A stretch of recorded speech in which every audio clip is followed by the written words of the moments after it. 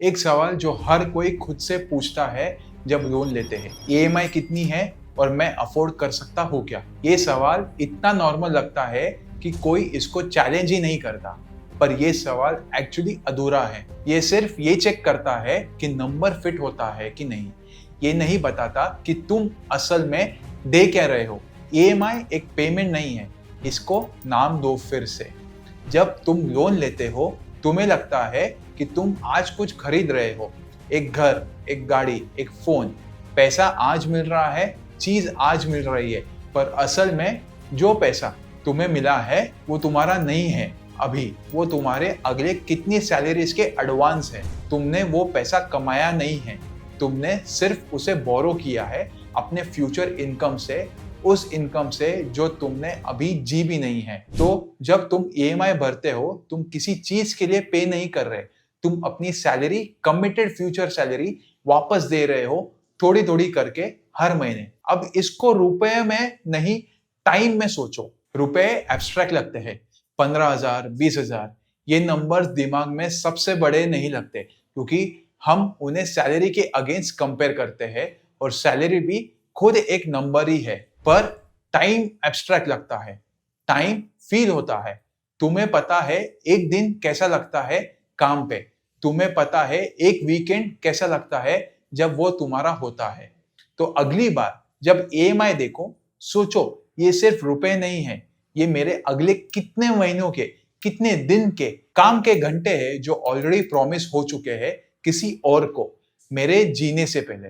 तुम अभी जो घंटे काम कर रहे हो, उनका एक हिस्सा ऑलरेडी स्पेंड हो चुका है, बस तुम्हें अभी उसका एहसास नहीं हुआ क्योंकि चेक अभी नहीं काटा, वो महीने दर महीने कटेगी। ये फीलिंग थोड़ी अनकंफर्टेबल होनी चाहिए क्योंकि जब तुम आज ऑफिस जा रहे हो, एक मीटिंग में बैठे हो, एक डेडलाइन पूरा कर रहे हो, उस मेहनत का एक हिस्सा किसी पुराने डिसीजन ने महीनों पहले किसी और के नाम कर दिया था। तुम्हारा आज का टाइम किसी हद तक तुम्हारा अपना नहीं है, वो ऑलरेडी बिक चुका है। हर कोई लोन एक जैसा नहीं होता, ये समझना जरूरी है। ये वीडियो एंटी लोन नहीं है। कुछ चीजें अपना फ्यूचर टाइम प्री सेल करने लायक होती है। अगर तुम एक घर खरीद रहे हो लोन लेके, घर की वैल्यू जनरली टाइम के साथ बढ़ती है। अगर तुम एक स्किल, एक एजुकेशन के लिए लोन लेते हो, वो स्किल तुम्हारी फ्यूचर अर्निंग्स को बढ़ा देती है। इन केसेस में तुम अपना फ्यूचर टाइम दे रहे हो किसी ऐसी चीज के लिए जो खुद भी बढ़ेगी। तुम्हारा दिया हुआ टाइम अपने आप को जस्टिफाई करता है।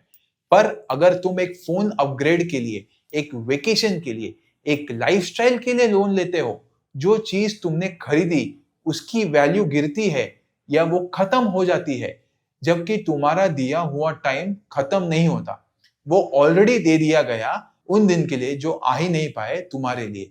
फर्क सिंपल है, जो तुम खरीद रहे हो वो बढ़ेगा या घटेगा। अगर बढ़ेगा, तुम्हारा टाइम वर्थ दिया गया हुआ है। अगर घटेगा, तुमने अपना टाइम किसी ऐसी चीज के लिए दे दिया है जो पहले ही जा चुकी होगी जब तक तुम ईएमआई खत्म करोगे। चलिए एक एग्जांपल से इसे देखते हैं। दो लोग हैं, दोनों ने लोन लिया रफली सेम ईएमआई के साथ। एक ने लोन लिया एक प्रोफेशनल कोर्स के लिए जिससे उसकी सैलरी अगले 2 साल में काफी बढ़ सकती है। दूसरे ने लोन लिया एक नए फोन और उसके एक्सेसरीज के लिए। पहले वाले का टाइम एक एसेट बनाने में गया जो अभी भी उसके पास है और बढ़ रहा है। दूसरे वाले का टाइम एक चीज में गया जो शायद अब पुरानी लग रही हो या किसी ड्रॉअर में पड़ी हो। दोनों ने सेम टाइम दिया, सिर्फ एक को वापस कुछ मिला जो बढ़ रहा है, दूसरे को नहीं। और ये फर्क सालों बाद और भी बड़ा देखेगा।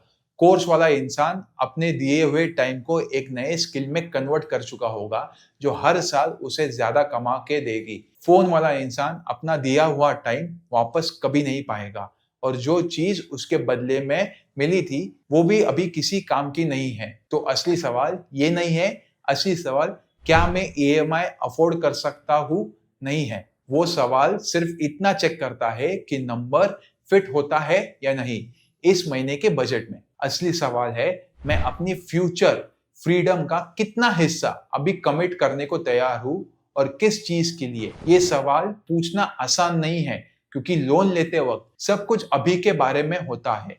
सेल्स पर्सन ईएमआई बताता है, बैंक ईएमआई अप्रूव करता है। कोई भी तुमसे ये नहीं पूछता अगले 3 साल, अगले 5 साल तुम क्या फील करोगे, जब ये कमिटमेंट ऑलरेडी बन चुका होगा। एक लोन तुम्हारा फ्यूचर इनकम है जो अभी स्पेंड हो रहा है, बिना तुमसे पूछे कि तुम फ्यूचर में कैसा फील करोगे उस डिसीजन के बारे में। इसको उस फ्रीडम में मेजर करो जो ये कॉस्ट करता है, ना कि उस ईएमआई में जो मंथली फिट करता है। अपना फ्यूचर उन चीजों के लिए प्री सेल करो जो बढ़ती है, उन चीजों के लिए नहीं जो फेड हो जाती है, जबकि तुम्हारा दिया हुआ टाइम कभी वापस नहीं आता।